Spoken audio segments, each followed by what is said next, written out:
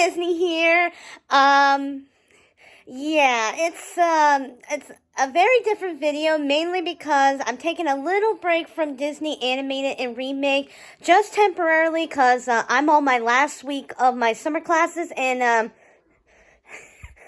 it's a lot. I've got a lot of projects, so my time hasn't really been on making any videos up till today, and I really can't make a Disney animated and remake video because it's my birthday. Yeah, I know it sounds silly, a grown woman still being happy about her birthday, but let's face it, we all get excited about our birthdays once in a while, and it's just weird. I actually hit the big 3-0 this year. I feel old, like on the I don't feel old on the inside, but even though I kind of look like maybe I've grown a few wrinkles since then, I don't know. And I really can't make the video because like I said, I'm walking and talking and kind of got breakfast going, brunch going. But yeah, I'm excited, so I'm just really giddy to be sharing my 30th birthday here. Although technically I don't turn 30 until later tonight, so yeah. What you see behind me is not Disney, surprise, surprise, but it is fairy tale related. What I'm watching is called RWBY, and it's basically a world of fairy tales. I am not kidding. RWBY is based off of, well, the character Ruby Rose is based off of Red Riding Hood. The creator Monty, I can't pronounce his last name. I want to say that's his last name. I'm just gonna go by Monty. The creator Monty created this very short web series called RWBY, and it's basically a world of hunters and huntresses battling out with the forces of darkness called Grimm, and they have to keep the world in light, and there's magic involved, but it's not the kind of magic you would think where it kind of blasts through your hands or makes things grow.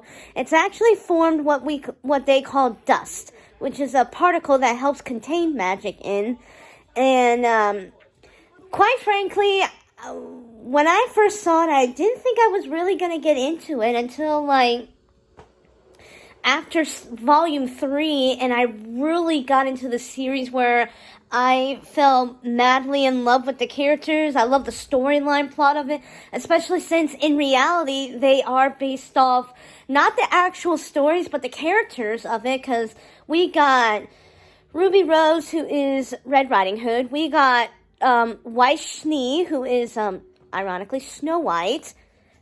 By the way, very different character than the Snow White you know from the actual story. She is, an ice queen, really. But she's awesome. I love her to bits. She's one of my favorites. We got Blake Belladonna, who is, kind of a combination of Beauty and the Beast, which is awesome. Oh my god. And then we got Yang Xiaolong, who is Goldilocks and the paternal half-sister of Ruby Rose.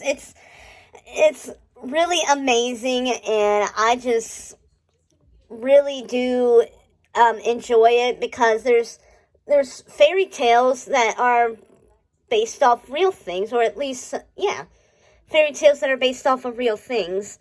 Like, there's a story on there called The Tale of the Four Seasons, which features 4 maidens who kind of stumbled upon a wizard. They do these nice things for the wizard, and he grants them powers, like magic powers, and they're the only people that are able to do magic without the help of dust or anything. Buddy, don't do that. Buddy, say hi. Say hi, buddy. You gonna be good? Anyway, so they are the only 4 people, well, 5 really, that, if you count the wizard, that have real potential power of magic. Buddy? That have real magic, and they're kind of considered the most powerful beings in the entire world of Remnant. And one of their abilities is to open a specific vault that that when it's open reveals a relic that is supposed to be a symbol of humanity. We have knowledge, choice, creation, and destruction. They were forged by the gods of light and darkness who fled from this. I'm not going to go into too much detail because you'll find out more if you get really into the series. You'll find out more as you watch it. But, yeah. But yeah, they were forged by the gods, and nobody really knows the sole purpose of these relics. All we know is they are very powerful, and if given into the wrong hands, can do real harm to the world and to all humanity. So RWBY and her team are on a quest to become the greatest huntresses of all time and save the world from this potential darkness. Now, it's not all fairy tale. Like, believe it or not, there are a few characters in there. Like, we have Osmond, Professor Osmond, who is the variation of the Wizard of Oz. And there's also Glinda Goodwitch, who is Osmond's right-hand woman. Yeah.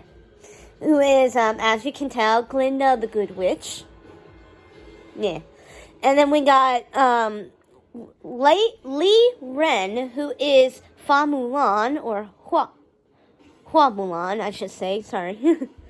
And we got Nora, who is a variation of Thor, and she's really awesome. I truly adore her. She's like a big, bubbly, pink, bubblegum. I just truly, and when you get on the wrong side, you better watch out, and especially when you charge her up, pun intended, you charge her up, you'll see what happens. But yeah, I've been following the series since, I want to say since the very beginning. I was introduced to this by a ex-friend, and ever since then, I've just been really watching it, and now I've been kind of obsessed about it. Like, I've been, mainly because Volume 7 did happen, and I've been waiting very patiently for Volume 7 to come out on DVD and Blu-ray, or just Blu-ray, really, and really enjoy it because it's really getting good, and I really enjoy it. So if you're like someone like me that loves fairy tales, and just in reality, just if you love fairy tales, you love fighting, you like darkness, which is quite a lot, and you love a really good story, I would recommend RWBY out there. Alright, well, my breakfast is actually boiling, so I'll tune in next time. Have a great day. Bye.